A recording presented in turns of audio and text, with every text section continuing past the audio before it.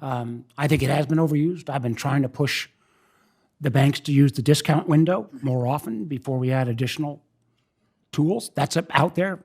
But the response is always, well, reputational risk. I do agree with Mr. Klein that banking is a reputation-based business. And if people start to lose confidence in that bank, they're going to move, whatever the regulator does or doesn't do. And that's why I got to ask, rhetorically at least, and perhaps to my colleagues, the United States dollar and the United States government and the full faith and credit are all build up the reputation of the United States of America. Now, if any of your institutions suddenly let somebody into your payment system that had no background in banking, that had no understanding of money flows, that suddenly gets an ability without any screening to look at all of your customers' personal banking information, I believe that would cause reputational risk. And that is exactly what is happening in the United States Treasury at this moment in time. We don't know if the DOGE crowd, there is one person that maybe has a clearance, the others, we have no freaking idea. But the ability, and we don't know for sure whether this is a read-only ability or read and write, which in past the legalese means that person could potentially go in and alter code or manipulate payments. I say to my Republican friends, guys, can't we agree that the risk of the United States is worth protecting? And the idea that we've got people potentially manipulating our payment system that we have no idea. And we're going to sit silently by? This isn't about efficiency. This is about the kind of payment system we're going to have in our country. If any financial institution let unscreened individuals into their payment book or into the private banking information about their customers, Mr. Klein, I believe their reputation would go straight to hell. Absolutely, Senator. I worked in the Treasury Department for almost 4 years with a top secret clearance. I was going nowhere near that. And as you point out, this is not about efficiency. If you wanted to make the Treasury system more efficient, you would move it to a real-time payment network. Should have been done years ago.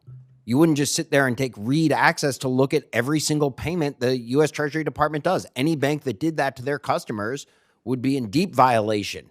Well, it's also the fact that, the payment system in the Treasury, that's not where determinations are made about whether something is illicit or illegal. That is actually the subject matter expertise resides at the agency that has oversight.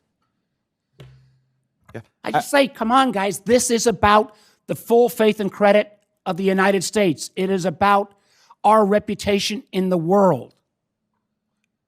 You're getting the same calls that I'm getting. They don't identify whether they're Democrats or Republicans, but these programs that may or may not be arbitrarily eliminated by somebody that we don't even know who they are. Efficiency, sign me up. Turning over the payment system to people that we don't have any idea who they are or what their goal is or what their mission is, where we can't even get a full answer whether they simply have read capabilities or read and write. This is an enormous difference in those extra couple words. And I just feel, Mr. Chairman, this ought to be something that we as the Banking Committee that are looking at the Treasury, we ought to jointly want that. There's a 25-year-old there. I've read about him in the news. I don't know the individual. I don't have the slightest idea if they got security clearances. I will tell you this.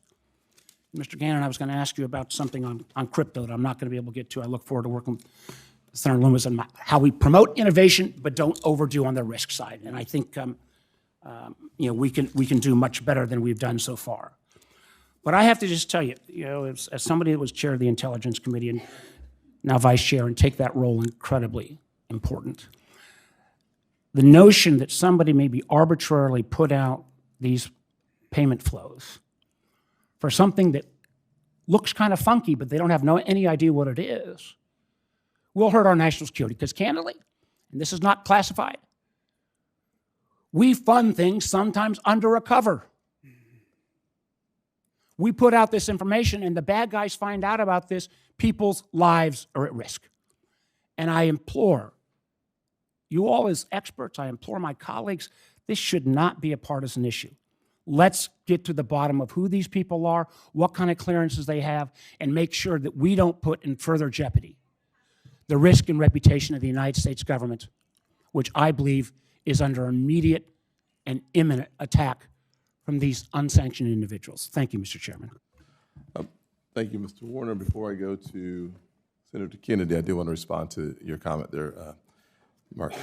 The Treasury just put this out. Importantly, the ongoing review of Treasury systems is not resulting in the suspension or rejection of any payment instructions submitted to Treasury by other federal agencies across the government. In particular, the review at the physical services does not cause payments for obligations such as Social Security and Medicare to be delayed or rerouted. To be clear, the agency's responsibility is for making the payments, always drives the payment process. Currently, Treasury staff members working with Tom Krause, a Treasury employee, will have read-only access. Just to Mr. Chairman, help some of the Mr. Chairman, Mr. Chairman, I'd just like to ask. Sure. So you are saying that it is read-only and not read and write? That's what the Treasury just put out. And do you know the identity of these individuals? Mr. Krause is a known quantity, and he's got security clearance. The other individuals who've been reported in the press, do they have security clearance, sir? I'll just say this. And do you want that individual without security clearance to have access to all that information? Yeah. I was clarifying a comment you made, number one. Number two, I would simply say that under the Biden administration, we had no clue who was doing what most of the time. Mr. Kennedy.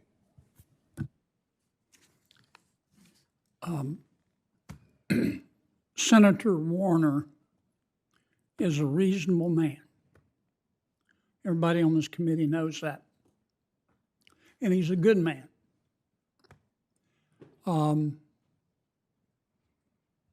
And I understand he's interested in process, and I'm not saying that process isn't important.